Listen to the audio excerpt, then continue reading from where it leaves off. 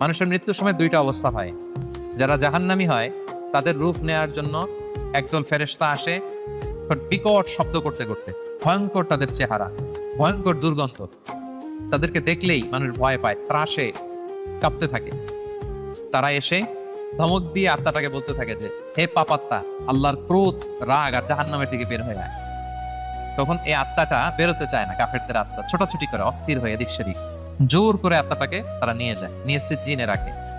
আর যারা বিশ্বাসী, যারা আল্লাহওয়ালা, যারা ইমানদার, তাদের জন্য কাফনুন মিন আকফানিল জান্নাত, জান্নাত থেকে সাদা ধবধবে শুভ্র কাপড়ের একটা কাফন নিয়ে আসে ফেরেশতা।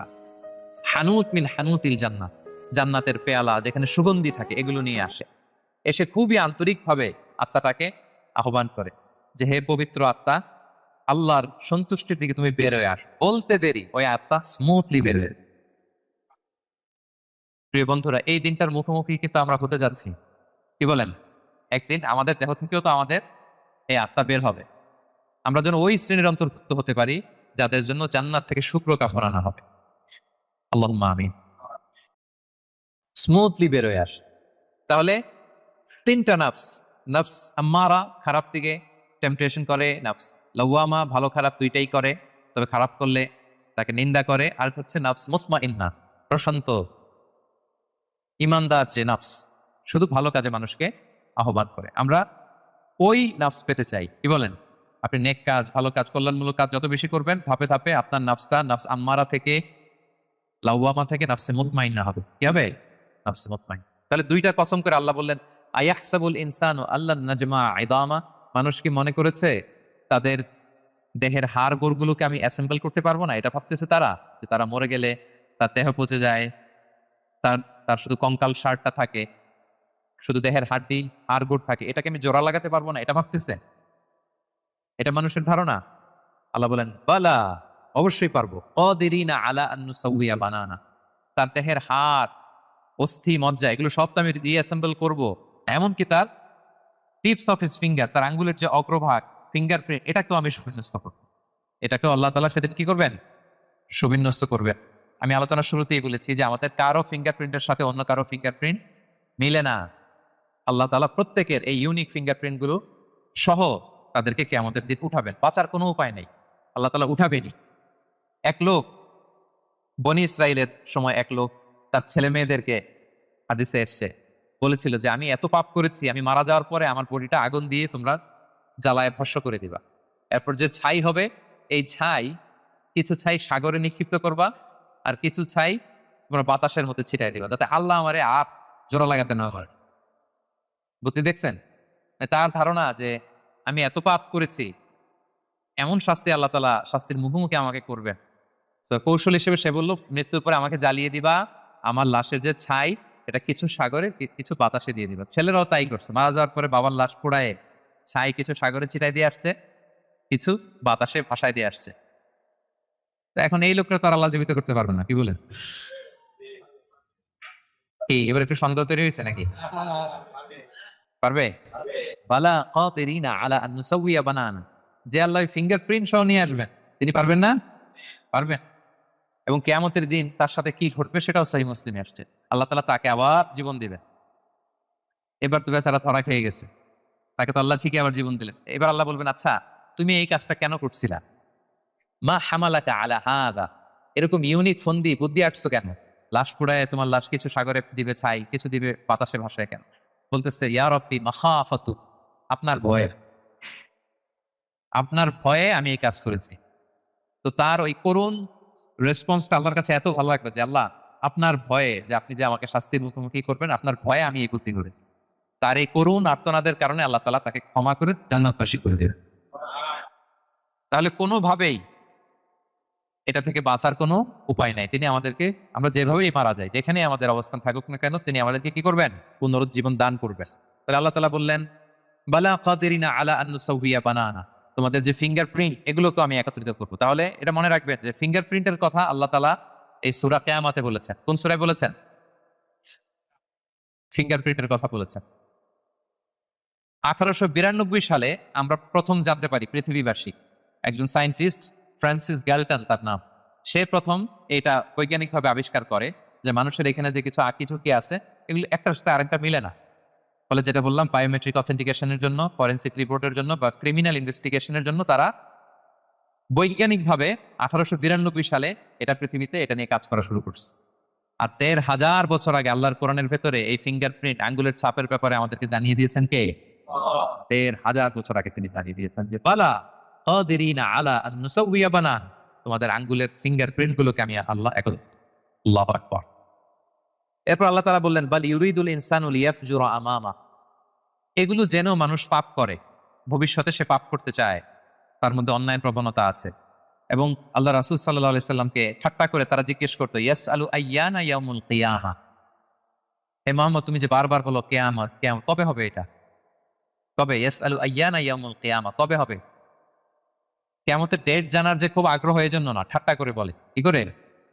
তুমি যে বলতেছো কিয়ামত হবে, কবে হবে? সাহাবারাও জিজ্ঞেস করতেন, কিন্তু ঠাট্টা করে জিজ্ঞেস করতেন না, ওনারা প্রস্তুতি হিসেবে জিজ্ঞেস করতেন। এক সাহাবী বলেন ইয়া রাসূলুল্লাহ মাতা সাআ, হে নবী কিয়ামত কবে হবে? আল্লাহ রাসূল সাল্লাল্লাহু আলাইহি ওয়াসাল্লাম বলেন ওয়া মাযা আ'দাদতা লিস-সাআ, কিয়ামতের জন্য তোমার প্রস্তুতি কি? তুমি এত কিয়ামত কবে হবে জানার জন্য উদ্গ্রীব হলে? তিনি বললেন আমার কোনো প্রস্তুতি নাই, ইল্লা আন্নী উহিব্বুল্লাহ ওয়া রাসূলা, আমি আল্লাহ এবং আল্লাহর রাসূলকে ভালোবাসি, এটাই আমার প্রস্তুতি। তখন রাসূল সাল্লাল্লাহু আলাইহি ওয়াসাল্লাম বললেন তুমি যে আল্লাহ আল্লাহর রাসূলকে ভালোবাসো, এই ভালোবাসাই তোমাকে জান্নাতে প্রবেশ করাবে। আবার রাসূল সাল্লাল্লাহু আলাইহি ওয়াসাল্লাম বললেন তুমি যাদেরকে ভালোবাসো তাদের সাথেই আল্লাহ জান্নাতে থাকবে। আনতা মা'a মান আহবাবতা, তুমি যাদেরকে ভালোবাসো তাদের সাথেই থাকবে, মানে নবীকে ভালোবাসো তো নবীর সাথেই আল্লাহর জান্নাতে তুমি বসবাস করবে। তো তারা টিটকারি করে বলতো ইয়াসআলু আইয়ানা ইয়াউমুল কিয়ামা, কবে হবে কিয়ামত? এবার রাসূল সাল্লাল্লাহু আলাইহি ওয়াসাল্লাম কিয়ামতের বর্ণনা দিচ্ছেন যে কিয়ামত যখন হবে ফাইদা বারিকাল বাসার, আতঙ্কে মানুষের চোখ ধাঁধিয়ে যাবে কিয়ামতের সময়।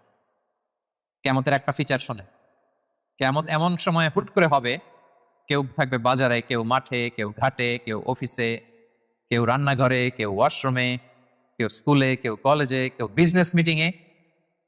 যখন কিয়ামতের বিভীষিকা শুরু হবে ফাইদা বারিকাল বাসার, মানুষের চোখ ছানা বড়া হয়ে যাবে, চোখ ধাঁধিয়ে যাবে কিয়ামতের আতঙ্কে। ওয়া খাসাফাল কমার, চাঁদ এটা আলোহীন হয়ে যাবে, নিষ্ক্রিয় হয়ে যাবে। ওয়া জুমিয়া আশ-শামসু ওয়াল কমার, চাঁদ সূর্য একটার সাথে একটা ধাক্কা লেগে মেসাকার হয়ে যাবে। কিয়ামতের বর্ণনা। ইয়াকুলুল ইনসানু আইনাল মাফার, সেদিন মানুষ বলবে পালাবার জায়গা কোথায়, পালাবো কোথায়? আইনাল মাফার, সেদিন পালানোর কোনো জায়গা আছে বলেন তো? আল্লাহ বলছেন ইয়াউমা তারাউনাহা তাযহালু কুল্লু মুরদিআতিন আম্মা আরদাআত ওয়া তাদউ কুল্লু যাতি হামলিন হামলাহা। কিয়ামতের অবস্থা এমন হবে যে কিয়ামতের বিভীষিকা যখন শুরু হবে, দুগ্ধপোষ্য বাচ্চাকে রেখে, বাচ্চাকে ফেলে দিয়ে মা দৌড়ে পালাবে। ব্রেস্ট ফিডিং মাদার যারা আছে, মানে যেই মা বাচ্চাকে দুধ খাওয়ায়, দেখবেন যে ওই বাচ্চাকে চোখের আড়াল করতে চায় না, কাছে কাছে রাখে না। কিন্তু কিয়ামতের বিভীষিকা এত ভয়ঙ্কর হবে, ওই মা দুধের বাচ্চাটাকে রেখে পালাবে। ওয়া তাদউ কুল্লু যাতি হামলিন হামলাহা, যত প্রেগন্যান্ট নারী আছে, 2 মাসের কনসিভ, 5 মাসের, 6 মাসের, 7 মাসের, half form baby, full form baby, মুহূর্তেই সব ডেলিভারি হয়ে যাবে ভয়ের চোটে। ওয়া তারান নাসা সুকারা ওয়া মা হুম বিসুকারা ওয়ালাকিন্না আযাবাল্লাহি শাদীদ, মানুষগুলো পাগলের মতো দৌড়াবে, পাহাড়গুলো তুলার মতো বিক্ষিপ্ত পতঙ্গের মতো নিক্ষিপ্ত হতে থাকবে, ছুটতে থাকবে। মানুষরা বলবে আইনাল মাফার, কই পালাবো? আল্লাহ বলেন খাল্লা লা ওয়াজার, সেদিন কোনো ঠাই নাই, কারো কোথাও পালানোর জায়গা নাই। ইলা রাব্বিকা ইয়াউমা ইযিনিল মুস্তাহার, সেদিন ঠাই দিতে পারবে শুধু একজন, তিনি কে? কিয়ামতের দিন আল্লাহর সুশীতল আরশের নিচে 7 শ্রেণীর ব্যক্তিকে আল্লাহ তাআলা ছায়া দিবেন, যেদিন আল্লাহর সুশীতল আরশের ঠান্ডা ছায়া ছাড়া ওই দিন আর কোনো ছায়া থাকবে। আমরা যেন ওই 7 শ্রেণীর অন্তর্ভুক্ত হতে পারি। আল্লাহ আমাদের তৌফিক দান করুক, আমরা পড়ি আমিন। আমার একটা লেকচার আছে, আল্লাহর সুশীতল আরশের নিচে ছায়া পাবে যে 7 শ্রেণীর ব্যক্তি, আপনারা শুনে নেবেন। তো আল্লাহ তাআলা বলছেন সেদিন আল্লাহর আশ্রয় ছাড়া কোনো আশ্রয় নেই। ইউনাব্বাউল ইনসানু ইয়াউমাইযিন বিমা কাদ্দামা ওয়া আখার, সেদিন মানুষকে তার আমলনামা দেয়া হবে। আমলনামা মানুষ সব দেখবে, যা করে এসেছিল তাও দেখবে, এবং দুনিয়াতে যা রেখে এসেছে তাও দেখবে। আমাদের ভালো কাজের ধারা দুইটা, একটা হচ্ছে এই যে এখন একটা ভালো কাজ করতেছি, সওয়াব চলে যাচ্ছে, তাই না? দান করলাম, আমলনামায় যুক্ত হচ্ছে, সালাত করলাম, আমলনামায় যুক্ত হচ্ছে।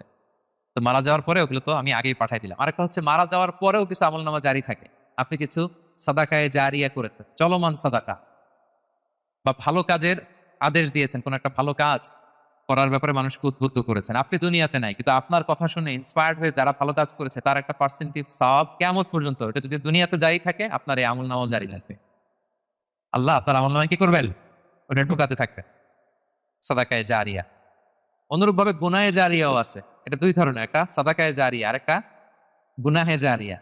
এমন পাপ কাজ আপনি শিখাইছেন জগৎবাসীকে, তারা আপনি চলে যাওয়ার পরে ওই পাপ কাজ করতেছে, তাইলে ওই পাপের একটা পার্সেন্টেজ আপনার আমলনামায় যুক্ত হয়ে যাবে।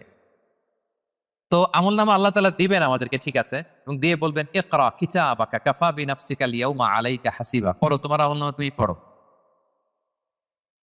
যদিও আমরা প্রত্যেকে আমাদের নিজেদের ব্যাপারে ভালো জানি, আমাদের কার কি অবস্থা জানি না।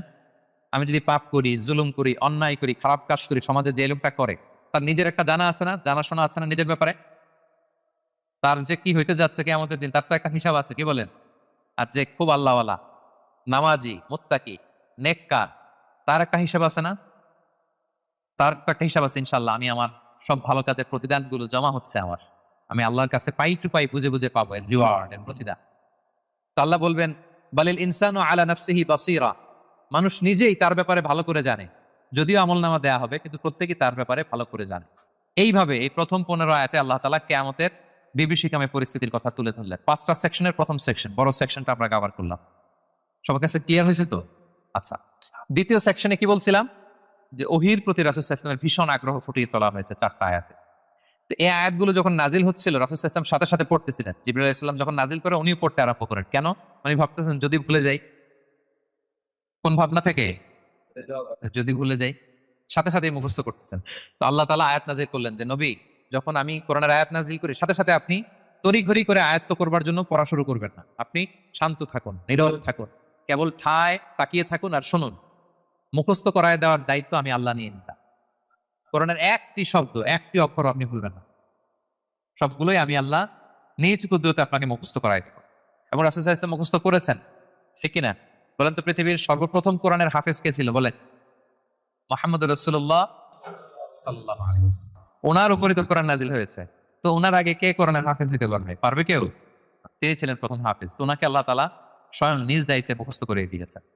যে বালিল ইনসানু আলা নাফসিহি বাসীরা, মানুষ নিজের ব্যাপারে ভালো করেই জানে, ওয়ালাউ আলকা মাআদিরা, যদিও সে নিজের ব্যাপারে যত এক্সকিউজ সে হাজির করুক আল্লাহর কাছে। এরপর আল্লাহ বলছেন নবীকে লা তুহারজিক বিহি লিসানাকা লিতাআজালা বিহি, যখন কোরআনের আয়াত নাজিল হয় তাড়াতাড়ি করে পড়বেন না। ইন্না আলাইনা জামাআহু ওয়া কুরআনা, এটা আপনার হৃদয়ে জমা করে দেওয়ার, মুখস্থ করিয়ে দেওয়ার দায়িত্ব আমি আল্লাহ নিজে নিয়ে নিলাম। ফাইদা ক্বারানাহু ফাত্তাবি' কুরআনা, জিবরাইল যখন পড়বে শুধু খেয়াল করে শুনুন, বাকিটা আমার দায়িত্ব। সুম্মা ইন্না আলাইনা বায়ানা, এরপর এটার ব্যাখ্যা বিশ্লেষণ আমি আল্লাহ আপনাকে শিখাই। এই 4 আয়াতে আল্লাহ তাআলা বুঝাতে চাইলেন যে রাসূল সাল্লাল্লাহু আলাইহি ওয়াসাল্লাম যে ওহী রিসিভ করার জন্য খুব উদগ্রীব থাকতেন, ওনাকে আশ্বস্ত করা হলো যে নবী আপনি চিন্তিত হবেন না। তাহলে 2টা সেকশন চলে গেল। 3 নাম্বার সেকশন কি বলেছিলাম? যে 2 ধরনের ফেস থাকবে কিয়ামতের দিন। কিছু ফেস হবে উজ্জ্বল ফেস, গ্লোয়িং ফেস। তার বিপরীতে কিছু চেহারা হবে গ্লুমি ফেস, বিবর্ণ বিষণ্ণ চেহারা। তাদের কথা আল্লাহ বলবেন।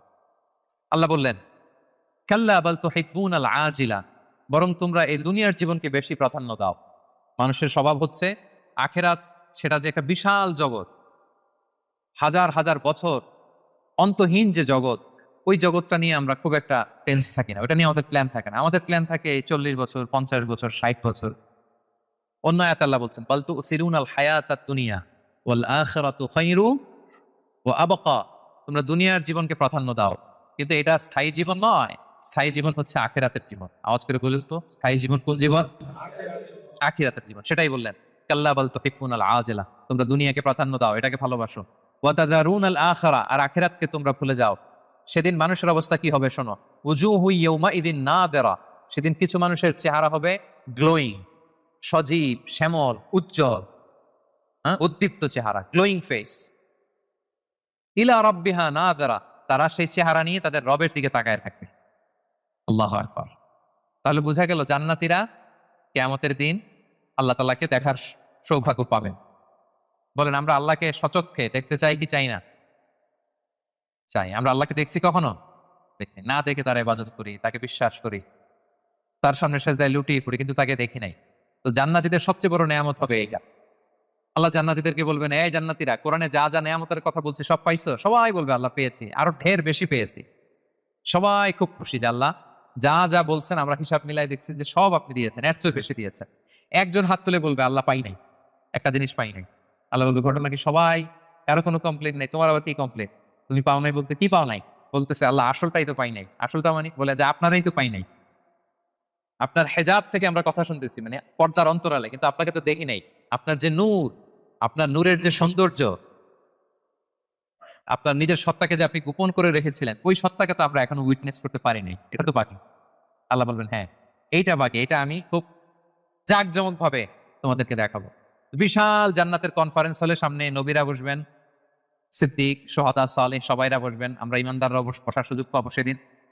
এরপর আল্লাহ তাআলার যে পর্দা, নূরের পর্দা, এই পর্দাকে আল্লাহ উন্মোচিত করবেন জান্নাতবাসীদের জন্য। আল্লাহু আকবার। কিসের পর্দা? নূর মানে কি? আচ্ছা, আমরা ঘরে পর্দা লাগাই কেন? কি বন্ধ করার জন্য? আমরা ঘরে যে কার্টেন লাগাই, পর্দা কি ঢাকার জন্য? আলো ঢাকার জন্য। কিন্তু আল্লাহ পর্দাটাই আলোর পর্দা, নূরের পর্দা। এরপর আল্লাহ তাআলা নিজেকে সেদিন প্রকাশিত করবেন। হুম, আল্লাহর নূরের এক ঝলক তিনি প্রকাশিত করবেন। জান্নাতীরা পাগলের মতো ওই নূরের ঝলকের দিকে বিমোহিত হয়ে তাকিয়ে থাকে। এক সেকেন্ডের হাজার কোটি ভাগের অল্প সময়ের, সামান্য সময়ের জন্য এক ঝলক আল্লাহ নিজেকে প্রকাশিত করবেন, ওনার নূর দেখাবেন। জান্নাতীরা ওই নূর দেখে অপলক নেত্রে বিমোহিত হয়ে তাকিয়ে থাকবে পাগলের মতো, যে কি দেখলাম, এত সুন্দর, এত বড় নেয়ামত। কিন্তু সামনে কিন্তু আর নাই, ওই নূরের ঝলকানি কিন্তু আর নাই। এক ঝলক ওটা দেখে এইভাবে সব কোটি কোটি বছর কেটে যাবে এভাবে। আল্লাহু আকবার। উজুহু ইয়াউমাইদিন নাযিরা ইলা রাব্বিহা নাযিরা।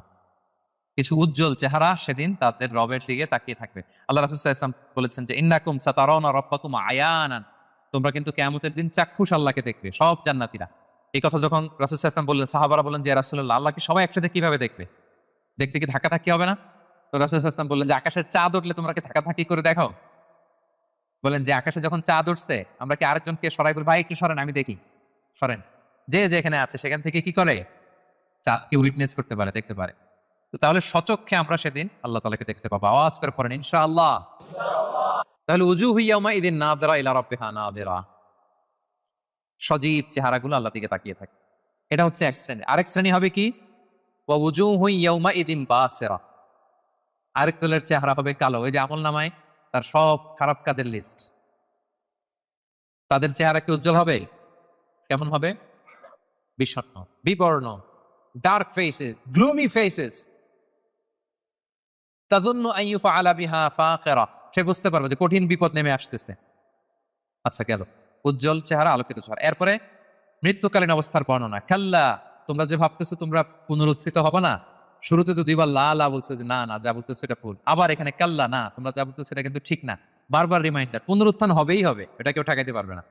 ইদা বালাগাতি তারাকিয়া, মানুষের রূহ যখন কণ্ঠনালী পর্যন্ত পৌঁছে যায়, ওয়াকিল আমান রাগ, তখন মৃত্যুর একটা সিনারিও আল্লাহ তুলে ধরেছেন। তখন মানুষ শেষ চেষ্টাটা করে। মৃত্যু সজ্জায় যখন চলে যায় আমরা কি করি? লাস্ট চেষ্টাটা করি যে তাকে বাঁচানো যায় কিনা, কোনো রাকি আছে কিনা তাকে রুকিয়া করবে, কোনো ডাক্তার আছে কিনা তাকে শেষ চেষ্টাটা করবে। ওয়াদান্না আন্নাহুল ফিরাক, কিন্তু মৃত্যুগামী যে যাত্রী সে বুঝে যায় যে এটাই আমার লাস্ট ডেট দুনিয়ার। তার মানে যিনি মৃত্যুবরণ করে মৃত্যুর কিছু সময় আগে সে বুঝতে পারে যে আমি ছেড়ে যাচ্ছি এই পৃথিবী, আমি কি করতেছি? ছেড়ে যাচ্ছি। আচ্ছা, ওয়ালতাফাতি সাকু বিসাক, এই দুনিয়ার কষ্ট বা ভয়াবহতার সাথে যুক্ত হয় আখিরাতের ভয়াবহতা। মানে আজকে দুনিয়ার শেষ দিন, এরপরে আমার শুরু হয়ে যাবে কি? আখিরাতের প্রথম দিন। ইলা রাব্বিকা ইয়াউমা ইদিনিল মাসাক, এবং মানুষকে তার রবের দিকে সেদিন নেওয়া হবে। আচ্ছা, মৃত্যুকালীন সংক্ষিপ্ত বর্ণনা শেষ। এরপর আল্লাহ শুরু করলেন সর্বশেষ যে সেকশনটা, সেটা যে পুনরুত্থান যে হবেই, এটা আবার তিনি শক্তভাবে মজবুতভাবে তুলে ধরলেন না এই সূরার একেবারে শেষ কয়েকটা আয়াতে। আল্লাহ বললেন ফালা সাদ্দাকা ওয়ালা সাল্লা, যারা কাফির মুশরিক, যারা আল্লাহকে মানে না, তাদের বৈশিষ্ট্য কি? ফালা সাদ্দাকা, তারা কিয়ামতকে সত্য বলে মানেও না, ওয়ালা সাল্লা, তারা সালাতও আদায় করে না, ওয়ালাকিন কাযযাবা ওয়া তাওয়াল্লা, তারা এটাকে মিথ্যা বলে, তারা মুখ ফিরিয়ে নেয়। একদল দেখবেন যে আপনি ভালো বললে মুখটা ফিরায় না, যত উদাহরণ দিয়ে আপনি বুঝান সে ওটা মানবে, সে ওইখান থেকে ইগনোর করে চলে যাবে। সুম্মা যাহাবা ইলা আহলিহি ইয়াতামাত্তা, সে গর্বভরে তার ফ্যামিলির কাছে যায়। মুফাসসিরিন ইকরামা বলেছেন যে এর দ্বারা উদ্দেশ্য হচ্ছে আবু জাহাল। আবু জাহেলকে যখন আল্লাহ রাসূল সাল্লাল্লাহু আলাইহি ওয়াসাল্লাম দাওয়াত দিচ্ছিল, যতভাবে যুক্তি নির্ভর কথা রাসূল সাল্লাল্লাহু আলাইহি ওয়াসাল্লাম বলে, কিন্তু সে শোনে না, সে অহংকার করে চলে যায়। আউলা আলাকা ফা আউলা সুম্মা আউলা আলাকা ফা আউলা, তোমার জন্য ধ্বংস অনিবার্য। এরপর আল্লাহ তাআলা বলছেন, আয়াহসাবুল ইনসানু আন ইউতরাকা সুদা, যে কথা দিয়ে শুরু করেছিলেন সেটা দিয়ে শেষ করতেছেন। কোরআনের কোনো কিছুই অমিল নাই। আপনি দেখবেন একেবারে সূরার শুরুতে যেই কথা, শুরুর কথার সাথে শেষের কথার মিল আছে। আবার এই সূরার শেষে যা বলছে আরেক সূরার শুরুতে মিল আছে, মানে সবটা ইন্টারকানেক্টেড, হাইলি ইন্টারকানেক্টেড। আল্লাহ বলছেন, আয়াহসাবুল ইনসানু আন ইউতরাকা সুদা, মানুষ কি ভাবে যে তাকে এমনি এমনি ছেড়ে দেওয়া হবে কোনো পরীক্ষা ছাড়া? কিয়ামতের দিন হাত তুলে বলবেন, আল্লাহ আমি তো ঈমানদার ছিলাম, আর আল্লাহ বলবেন যাও তুমি চলে যাও, হাতে ঢুকে যাও, এরকম না। আপনাকে কঠিন পরীক্ষার মুখোমুখি হতে হবে। আপনি যে আপনার ঈমানের দাবিতে সত্যবাদী, পদে পদে এটা প্রমাণ দিতে হবে। আলাম ইয়াকুন নুতফাতাম মিন মানিয়্যিন ইউমনা, আমাদের সৃষ্টি শৈলীটা কেমন ছিল? আল্লাহ ওইদিকে আমাদেরকে একটু তাকাতে বলতেছেন যে দেখো তো তুমি কি ছিলা, আমরা প্রত্যেকে আসলে কি ছিলাম, যদি একটু খেয়াল করেন তো। আপনি আপনার ছোটবেলার কত বছরের কথা মনে করতে পারেন? আপনি স্মৃতি হাতড়াতে হাতড়াতে পেছনে গেলে মানে কত বছর বয়সের কথা আপনার মনে আছে দেখি? আপনার বয়স যখন 3 ছিল, কোনো স্মৃতি মনে আছে? 4, 5, কিছু? 5 বছর বয়সে আমরা ওই যে স্কুলে ভর্তি হই, তো তার আগের কিছু ঘটনা আমাদের খেয়াল থাকে। কিন্তু 3 বছরের কোনো ঘটনা খেয়াল আছে? থাকতে পারে, কারো হয়তো থাকতে পারে, কিন্তু অধিকাংশেরই থাকে না। আচ্ছা, তার পিছনে যদি যান 2 বছর বয়সের, 1 বছর, আপনারই তো জীবন ওইটা, তো আপনার কিছুই তো খেয়াল নাই। আমারই তো জীবন, আমার পহেলা বছর, আমার 2য় বছর, 3য় বছর কি ছিল আমার খেয়ালই নেই। আচ্ছা, তার আগে যদি যান, 6 মাস বয়স, মায়ের বুকের দুধ খেয়ে যে বেঁচেছিলাম, কিছু মনে পড়ে? আচ্ছা, তার আগে মায়ের পেটের 9 মাস, একটা অন্ধকার জগতে যে ছিলাম, দেখেন তো স্মৃতি হাতড়াতে হাতড়াতে কিছু পান কিনা? হ্যাঁ, ধোঁয়াশা, কিছুই মনে পড়ে না। তো আল্লাহ বলে, একটু তাকাও, তুমি কই ছিলা? আলাম ইয়াকুন নুতফা, তুমি কি একটা সামান্য স্পার্ম ড্রপ ছিল না, শুক্রাণু? মিন মানিয়্যিন ইউমনা, যেটা তোমার বাবার পৃষ্ঠদেশ থেকে তোমার মায়ের গর্ভের মধ্যে তুমি নিক্ষিপ্ত হয়েছিলে। বাবার পৃষ্ঠদেশ থেকে মায়ের গর্ভে তোমাকে আমি নিয়েছিলাম। ছোট্ট একটা মানে অনুবীক্ষণ যন্ত্র ছাড়া দেখা যায় না এই শুক্রাণু। এটা ছিলাম আমি, এটা ছিলেন আপনি, আপনার অস্তিত্ব তো এইটা, আমার অস্তিত্ব তো এইটা। তো আল্লাহ একটু ফিরে নিতেছেন যে দেখো কিভাবে তোমার ক্রিয়েশন মেকানিজমটা, কিভাবে অস্তিত্বহীনতা থেকে, বাবার পিঠ থেকে মায়ের গর্ভে তুমি ছিল একটা স্পার্ম ড্রপ, একটা ছোট্ট শুক্রাণু। সুম্মা কানা আলাকা, এরপরে তুমি হলা একটা আলাকা, জোকের মতো, জোক যেটা মায়ের জরায়ুর দেয়ালে লেগেছিল। আপনারা যারা এমব্রয়োলজি নিয়ে কিছু পড়াশোনা করছেন বা জানেন, অথবা আপনি সার্চ দিলেও দেখবেন যে আমাদের জন্মের আগে, জন্মের শুরুর দিকটা আমাদের কেমন ছিল। দেখবেন যে ছোট্ট, ওই যে বর্ষাকালে পানির মধ্যে ব্যাং ব্যাং যখন বাচ্চা দেয়, ব্যাঙগাছি দেখেছেন? শত শত কালো কালো ছোট, এরকম ছোট ছিলাম আমরা। আমার মায়ের জরায়ুর দেয়ালের মধ্যে আমরা ছিলাম। ব্লাড ক্লট, এটার পরে আল্লাহ বানানেন লিটল ফ্ল্যাশ, একটা ছোট্ট গোশতের টুকরা। হ্যাঁ, সেখানে আল্লাহ আমাদের স্কেলিটন দিলেন, এই যে আমাদের কঙ্কাল, আমাদের স্কাল দিলেন। হ্যাঁ, আমাদের নার্ভ সিস্টেম চালু করলেন, আমাদের হেয়ারিং সিস্টেম চালু করলেন, আমাদের এই যে হার্ট প্রথম পাম্প করলো, হ্যাঁ, সিস্টোলিক ডায়াস্টোলিক অলিন্দ নিলয় শুরু হলো। এই যে আপনি একটা হিউম্যান বেবি হিসেবে আত্মপ্রকাশ করলেন মায়ের পেটে। এই অন্ধকার মায়ের পেটের ভেতরে 3টা প্যাকেট ছিল ওখানে, দুলুমাতুন সালাস, এর ভেতরে আপনাকে তৈরি করেছে কে? স্মৃতি হাতে তো কিছু পাই না, এটা তো আল্লাহ স্মরণ করাই দিচ্ছে যে তোমার তো আর খেয়াল থাকবে না, আমি যে এত বিশাল বিশাল কাজ করছি, একটু শুনে নাও। যে বাবার পিঠ থেকে মায়ের গর্ভে গিয়েছিলে, 40 দিন ছিল এই শুক্রাণ, হাদিসে এসছে। তারপরের 40 দিন ছিল আলাকা, ব্লাড ক্লট। তারপরের 40 দিন ছিল লিটল ফ্ল্যাশ, ছোট্ট একটা গোশতের টুকরা। এরপরে এক ফেরেশতা এসে তোমার মধ্যে রুটের ফুল কাটিয়েছে। এরপরে এই যে সিস্টোলিক ডায়াস্টোলিক শুরু হয়েছে। আপনি যে প্রাণ ফিরে পেয়েছেন, একটা ফুল ফর্ম বেবি হচ্ছেন, এইভাবে আমি তোমাকে দুনিয়াতে এনেছি। এগুলো কেন বলতেছে জানেন? আল্লাহ বুঝাইতে চাইছে, যে আল্লাহ এইভাবে করতে পারে, সে আল্লাহ মরে যাওয়ার পরে, পচে যাওয়ার পরে, গলে যাওয়ার পরে, 1000 বছর পরে, সে আল্লাহ কি তোমাদেরকে উঠাতে পারে না? এটাকে বলে পুনরুত্থান, বল বাস বাতাল মাউত। ফাখালাকা ফাসাওয়া, সৃষ্টি করলেন, সুবিন্যস্ত করলেন। ফাজাআলা মিনহুল যাওজাইনি যাকারা ওয়াল উনসা, এরপর আল্লাহ জোড়া সৃষ্টি করলেন। তোমাদের কাউকে বানালেন নারী, কাউকে বানালেন পুরুষ। এরপরে আল্লাহ একটা প্রশ্ন ছুড়ে দিয়ে শেষ করলেন, আলাইসা যালিকা বিকাদিরিন আলা আন ইহইয়াল মাউতা, যে আল্লাহ এত কিছু করতে পারলেন, সে আল্লাহকে মৃত থেকে জীবিত করতে সক্ষম নন? বলেন, তিনি কি সক্ষম নন? রাসূল সাল্লাল্লাহু আলাইহি ওয়াসাল্লাম যখন এই সূরাটা শেষ করতেন, তিনি বলতেন বালা বালা ইয়া রাব্বানা, অবশ্যই হে আল্লাহ, অবশ্যই আপনি আমাদেরকে পুনরায় জীবিত করতে সক্ষম। তাহলে এই 40টা আয়াতের মধ্য দিয়ে বেসিকলি আল্লাহ তাআলা নিজে আমাদেরকে আবার পুনরায় জীবিত করতে সক্ষম, এটা তিনি আমাদেরকে শিখিয়েছেন। তাহলে মারা যাওয়ার পরে আমরা যে আবার উঠবো, এই বিশ্বাসটাকে আজকে একটু মজবুত হয়েছে নাকি না আগের মতোই? আলোচনা শোনার আগে যে অবস্থায় ছিলেন, আলোচনাটা শোনার পরে কি অল বা'স বা'দাল মাউত, মৃত্যুর পরে যে আবার পুনরায় জীবিত হবে, এই বিশ্বাসটা আরেকটু মজবুত হয়েছে আপনাদের? সম্মানিত বন্ধুরা, এই সূরার মূল কথা হচ্ছে পুনরুত্থান, যে আল্লাহ তাআলা আমাদেরকে আবার জীবিত করবেন। আমাদের বিশাল এক জগৎ পড়ে আছে মৃত্যুর পরে, অনন্তকালের জগৎ, লাইফ আফটার ডেথ। আমাদের এই জীবনের ব্যস্ততা, আমাদের ফ্যামিলি, আমাদের সন্তান, আমাদের ব্যবসা, আমাদের ক্যারিয়ার, আমাদের নানা মোহের জালে আমরা এমন ভাবে আটকে আছি, ওই বিশাল জগতের কোনো প্ল্যানিংই নেই। ধরেন যে আপনি 2 মাস পরে দেশে যাবেন, একটা প্ল্যান থাকে না? টিকিট করো, এই করো, শপিং করো, এটা করো, দেশে আসতেছি, এই করছি, কত প্ল্যান। মাত্র 1 মাসের সফর। আর মৃত্যুর পরের সফরটা কতদিনের বলেন? অনন্তকালের সফর নিয়ে আমাদের কোনো প্ল্যানই নেই। আল্লাহ তাআলা এই জন্য বারবার মাক্কি সূরাগুলোর নানাভাবে তিনি বুঝাতে চেয়েছেন যে মৃত্যুর পরে তুমি জীবিত হবা এবং তোমার কাছের লোক যারা তাদেরকে আবার পাবা। তোমার বাবা, দাদা, কাউকে আমি হারাই নাই চিরকালের জন্য। তারা জান্নাতি হলে আমরা এক জান্নাতে একসাথে থাকবো ইনশাআল্লাহ। আওয়াজ করে পড়ুন ইনশাআল্লাহ। তাহলে সংক্ষেপে যদি বলি এই সূরা থেকে কি শিখলাম? 1 নাম্বার হচ্ছে আমাদের আত্মাগুলোর অনেক ইন্সপিরেশন আছে। আম্মারা খারাপ থেকে ইন্সপায়ার করে, লাওয়ামা মিডল, আর একটা হচ্ছে মুতমাইন্না। আমরা কোন নাফস চাই বলেন? নাফসে মুতমাইন্না, যে আত্মা আল্লাহর উপর সন্তুষ্ট এবং আল্লাহ যে আত্মার উপর সন্তুষ্ট, যাদেরকে আল্লাহ সিজ্জিনে পাঠাবেন না, কবর, তিনি ইল্লিনে পাঠাবেন। আমাদের আত্মাগুলো কোথায় যাবে? ইল্লিনে যাবে। তাহলে ওটার জন্য কাজ করতে হবে, আপনার সোলটাকে আপনাকে ট্রেন আপ করতে হবে। এই আত্মার অনেক দিকে হাতছানি আছে, টেম্পটেশন আছে। ভালো কাজ করে, কল্যাণমূলক কাজ করে, যে কাজে আল্লাহ সন্তুষ্ট হয়, আল্লাহ রাসূল সন্তুষ্ট হয়, ওই কাজগুলো করে করে আপনার নাফসকে আপনার মুতমাইন্না বানাইতে হবে। এটা হচ্ছে আমাদের দায়িত্ব। 2 নম্বর লেসন হচ্ছে রেসারেকশন, এটা হবে পুনরুত্থান। এবং আল্লাহ বলেছেন যে ফিঙ্গারপ্রিন্ট যেভাবে আছে, হাতের ছাপ সহ তোমরা উঠবা, এবং যে আল্লাহ প্রথমে সৃষ্টি করতে পারেন সে আল্লাহ পরেও সৃষ্টি করতে পারবে। 3 নাম্বার হচ্ছে আমাদের থিঙ্কিংটা শর্ট টার্ম থিঙ্কিং থেকে লং টার্ম থিঙ্কিং বানাইতে হবে। কাল্লা বাল তুহিব্বুনাল আজিলা, আল্লাহ সূরায় বলেছে যে তোমরা দুনিয়া নিয়ে ব্যস্ত থাকো। আমাদের আসলে সব এনগেজমেন্ট, ব্যস্ততা কি নিয়ে বলে তো? আখেরাত আমাদের প্ল্যানে নাই। মৃত্যু নিয়ে আমাদের প্ল্যান আছে? যেহেতু আমি তো অনেক প্ল্যান করে রাখছি মৃত্যু নিয়ে। আমি একদিন মারা যাব, আমার কাফনের কাপড় আনা হবে, আত্মীয় স্বজনরা কিছু কান্নাকাটি করবে, মসজিদের মাইকে অ্যানাউন্স করা হবে অমুক এলাকার নিবাসী অমুক ভাই দুনিয়াতে নাই, ইন্না লিল্লাহি ওয়া ইন্না ইলাইহি রাজিউন, আজকে বাদ আসর অমুক মাঠে তার জানাজা। এগুলো ভাবেন? এগুলো নিয়ে প্ল্যানে আছে আপনার? এরপর আত্মীয় স্বজনরা গুড বাই জানানোর জন্য লাস্ট বিদায় দিতে আসবে আপনাকে, গোসল দিয়ে সাদা কাফনে মুড়িয়ে ওই অন্ধকার কবরে রেখে আসবে। গুড গুড অন্ধকার, এই অন্ধকার যেন আর শেষ হতে চায়। এরপর কিছুদিন কান্নাকাটি করবে, ঠিকই আবার দুনিয়া আগের মতোই চলবে। আপনার রেখে যাওয়ার সম্পদ কে কতদিন পাবে, ভাগ বটোয়ারা নিয়ে মিটিং বসবে।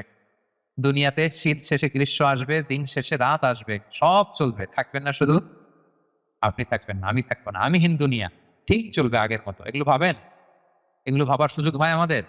কবরের 3টা প্রশ্নের মুখোমুখি হওয়া, এই রূপটা নিয়ে যে এলিনে রাখা হবে, কিয়ামত, ফুলসিরাত, জান্নাত, আল্লাহর সাথে সাক্ষাৎ, এগুলো ভাবার তো সময়ই নাই আমার। এত ব্যস্ত, হ্যাঁ? আপনার তো বেশিরভাগ ব্যবসায়ী, হ্যাঁ, এত বলেন যে হুজুর ইনভেস্টমেন্টের খোঁজ খবর নিতেই তো, এখানে ইনভেস্টমেন্ট, ওইখানে ইনভেস্টমেন্ট, এখানে ব্যবসা, দেশে ব্যবসা, এগুলো সামলাতেই তো কাহির।